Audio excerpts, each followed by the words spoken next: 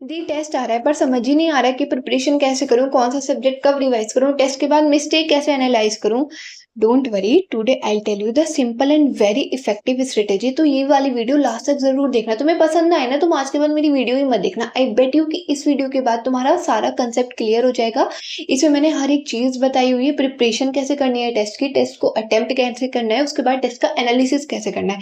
तो सारा पोस्टमार्टम इसमें क्या हुआ है, तो डेफिनेटली देखना, it will help you a lot. ठीक है, तो देखो सबसे पहले अगर तुम्हारा कोई टेस्ट है तो उसकी प्रिपरेशन कैसे करनी है। वो तुम्हारे कोचिंग में चैप्टर कंप्लीट हुआ होगा, तुमने सबसे पहले क्लास के नोट्स रिवाइज कर लिए, इंपॉर्टेंट क्वेश्चन जो सर स्टार मार्क कराते हैं वो रिवाइज कर लिए, मॉड्यूल कर लिया, और क्वेश्चन बैंक या फिर डीपीपी जो भी आपको आपके कोचिंग से मिला है आपने वो कर लिया। ठीक है, उसके बाद make short notes for quick revision, क्योंकि इट इज नॉट पॉसिबल ना कि यार मेरा कल टेस्ट है तो मैं पूरा अपना 18-20 पन्नों का फिजिक्स का चैप्टर रिवाइज कर रही हूँ, है ना। तो शॉर्ट नोट्स बहुत इंपॉर्टेंट है, इसमें आप important formula, star mark question या फैक्ट बेस्ड चीजें लिखते हैं, तो इट इज वेरी इंपॉर्टेंट। आपको हर एक चैप्टर के शॉर्ट नोट्स बनाने चाहिए। ठीक है, बाकी मेरा टेलीग्राम चैनल है, उसमें मैं अपने शॉर्ट नोट्स मैंने कुछ चैप्टर के अपलोड कर दिए हैं, कुछ चैप्टर के मैं आज रात में कर दूंगी।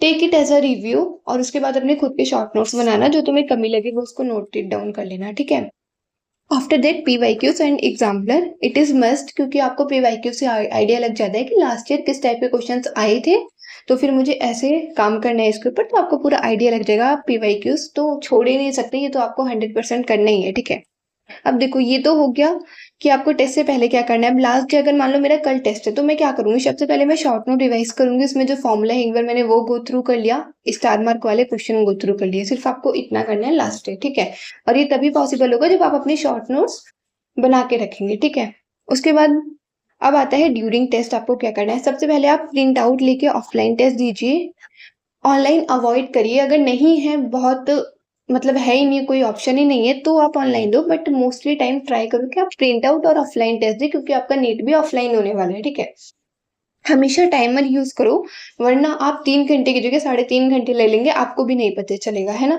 तो always use timer whenever you are attempting question, and whenever आप क्वेश्चन प्रैक्टिस भी कर रहे हैं ना, तब भी आप टाइमर का ही यूज करके करना। ठीक है, और third thing is very important कि सर्कल करना है आपको इनकरेक्ट क्वेश्चन को, नॉट इनकरेक्ट, करेक्ट और एक्सेप्ट और ओड।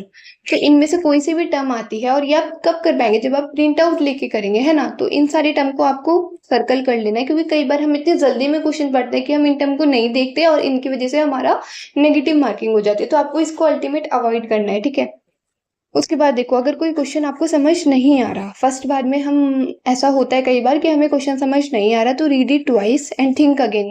हम जब दोबारा उस क्वेश्चन को 2-3 बार पढ़ते हैं तो हमें समझ आ जाता है कि यार ये क्या पूछ रहा है। आपके साथ पहले ऐसा हुआ भी होगा, मेरे साथ तो बहुत होता है।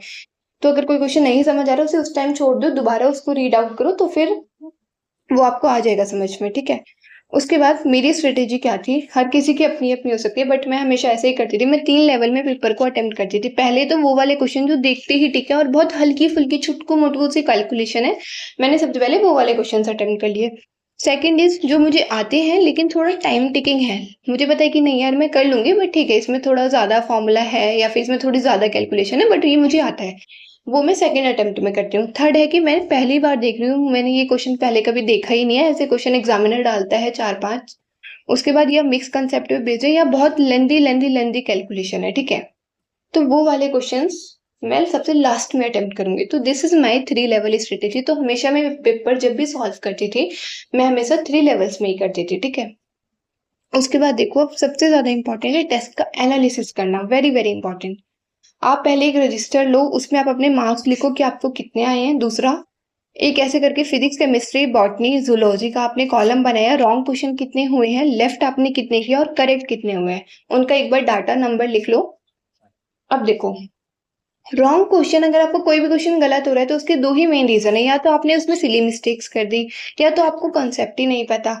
ठीक है, तो सिली मिस्टेक का मैंने आपको अभी ऊपर बताया कि रीड क्वेश्चन केयरफुली 2 टाइम, और सर्कल करो नॉट, इनकरेक्ट, करेक्ट, ऐसी चीजें आप सर्कल कर लो। तो इससे जो आपके सिली मिस्टेक है ना कि जल्दी जल्दी में यार मैंने ये देखा ही नहीं, मैं तो नेगेटिव कर लिया, बहुत बार होता है ऐसा, तो ये वाली मिस्टेक आपकी काफी हद तक कम हो जाएगी। दूसरा, अगर आपको कंसेप्ट ही नहीं पता, तो फिर आप टेस्ट के बाद कॉन्सेप्ट को रिवाइज करो और वो वाला क्वेश्चन रीअटेम्प्ट करो। क्या मैंने कॉन्सेप्ट रिवाइज कर लिया, अब मैं रीअटेम्प्ट करूंगा ये वाला क्वेश्चन, तब देखता हूँ मुझसे कैसे नहीं होता। ठीक है, दूसरी कैटेगरी आती है कि आपने क्वेश्चन लेफ्ट कर दिया, आपको आता ही नहीं है, इसके 2 रीज़न है, या तो आप कॉन्सेप्ट ही भूल गए या फिर आपने ट्राई करा लेकिन आपसे उस टाइम पे सॉल्व नहीं हुआ। ऐसा होता है कि यार ये मैंने पढ़ा तो था बट पता नहीं अब सॉल्व नहीं हो रहा, मुझे याद नहीं आ रहा ये पॉइंट कि मैं कैसे सॉल्व करना है इसको, ठीक है? या दूसरा है फैक्ट बेस्ड चीज़ें। अब देखो जो फैक्ट बेस्ड है उसको तो तुम नोट ही डाउन कर लो, लाइक एस्ट्रोनॉमिकल यूनिट की वैल्यू पूछ रही है तुमसे, ठीक है? बोल्ट्जमैन कांस्टेंट की वैल्यू पूछ ली या फिर कोई थ्योरेटिकल क्वेश्चन फिजिक्स में होता है वो पूछ लिया। तो फैक्ट बेस्ड चीज़ें आप इसको नोट इट डाउन कर लो। और जो आप भूल गए हैं इसको दोबारा से रिवाइज करो और फिर दोबारा क्वेश्चन अटेम्प्ट करो, ठीक है? अब देखो थर्ड कैटेगरी आती है हमारी, जो हमारे क्वेश्चन करेक्ट हुए हैं। पहला तो है कि तुम्हें बहुत अच्छे से आता था, वेरी गुड, वेल डन। दूसरा है कि तुमने तुक्का लगाया। अब तुक्का भी 2 टाइप का होता है, एक होता है वाइल्ड गेस और एक होता है साइंटिफिक गेस। वाइल्ड गेस है कि हैविंग नो आइडिया, तुम्हें कुछ नहीं पता, 4 ऑप्शन है, तुमने कहा यार ये वाला ऑप्शन जो है फोर्थ ये बहुत सुंदर सा लग रहा है, बाकी के कंपैरिजन में देखने में मुझे थोड़ा अच्छा सा लग रहा है, तो तुमने टिक कर दिया, ठीक है? और वो तुक्के में ही तुम्हारा करेक्ट हो गया। तो वाइल्ड गेस मतलब तुम्हें कोई आइडिया नहीं है, तो इसको क्या करना है, तुम्हें नोट इट डाउन करना है और अंडरस्टैंड दी कंसेप्ट कि यार ये वाला क्वेश्चन कैसे सॉल्व होगा। ये थोड़ा रिस्की होता है जब आप वाइल्ड गेस करते हैं, क्योंकि आपने बस ऐसे कर दिया कि नहीं यार 4 ऑप्शन है, कोई सा भी एक तुक्का लगा देता हूँ, ये मुझे अच्छा लग रहा है, या मेरा फेवरेट नंबर 2 है तो मैं सेकंड पे तुक्का लगा देता हूँ। That is wild guess, it is risky. इसके लिए आपको नोट इट डाउन करना है जो जिसमें भी आपने वाइल्ड गेस किया है, अंडरस्टैंड दी कंसेप्ट। दूसरा होता है साइंटिफिक गेस, जिसकी आपको पार्शियल नॉलेज है, आपने थोड़ा लॉजिक लगाया, आपने एलिमिनेशन से करा, कॉमन सेंस लगाया, लाइक ऑर्गेनिक में ऐसे बहुत सारे क्वेश्चंस होते हैं जो एलिमिनेशन से हो जाते हैं, ठीक है? तो आपको पूरा नहीं पता था कि यार ये कैसे होगा, बट आपने थोड़ा जितना आपको पता था, पार्शियल नॉलेज थी, उसके बेसिस पे आपने उसको एलिमिनेट करके आंसर लगा लिया। इसको आप थोड़ा सा रिवाइज करें ताकि आप दोबारा वो ना भूलें, ताकि आपको जो पार्शियल नॉलेज है वो आपकी पूरी कंप्लीट फुल नॉलेज हो जाए, ठीक है? और करेक्ट में थर्ड कैटेगरी आती है बहुत टाइम कंज्यूमिंग, कि आपने करेक्ट तो करा लेकिन 1 मिनट के क्वेश्चन को आपने 10 मिनट लगा दिए सॉल्व करने में, तो फायदा क्या है इसका, है ना? तो ये वाले क्वेश्चन भी आपको क्या है, नोट इट डाउन करना है। उसके बाद आता है मिस्टेक नोटबुक। अब देखो मिस्टेक नोटबुक में क्या करना है, सबसे पहले जो आपके इनकरेक्ट क्वेश्चंस हुए थे आप उनको राइट इट डाउन करना। दूसरा, टाइम कंज्यूमिंग क्वेश्चन जिनमें 1 मिनट से ज़्यादा लग रहा है, 2 मिनट, 5 या 10 मिनट, जो आपके करेक्ट है लेकिन उसमें बहुत ज़्यादा टाइम हो गया, क्योंकि नीट एक्यूरेसी और स्पीड दोनों का खेल है, तो आपको टाइम ज़्यादा तो नहीं लगना चाहिए, ठीक है? थर्ड है जो आपका फिक्स्ड फैक्ट बेस्ड डाटा हो गया, कोई वैल्यू हो गई या फिजिक्स में कोई लाइन हो गई, केमिस्ट्री, बायोलॉजी, ठीक है? कोई भी फैक्ट बेस्ड डाटा हो गया, आप उसको मिस्टेक नोटबुक में नोट इट डाउन कर लेना।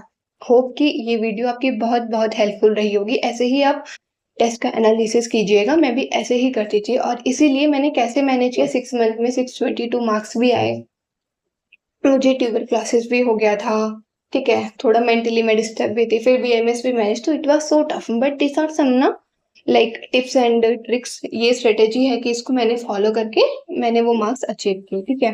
तो thank you so much for listening to me, और कोई भी हेल्प चाहिए होगी तो लेट मी नो, एंड मुझे वीडियोस में कमेंट सेक्शन में ज़रूर बताना कि वीडियो कैसी लगी, और अगर और किसी टॉपिक्स पे तुम्हें वीडियो चाहिए तो वो भी बता देना, ठीक है? ध्यान रखो अपना, क्योंकि एट लास्ट तुमसे ज़्यादा इंपॉर्टेंट कुछ भी नहीं है। Bye bye, take care, love you.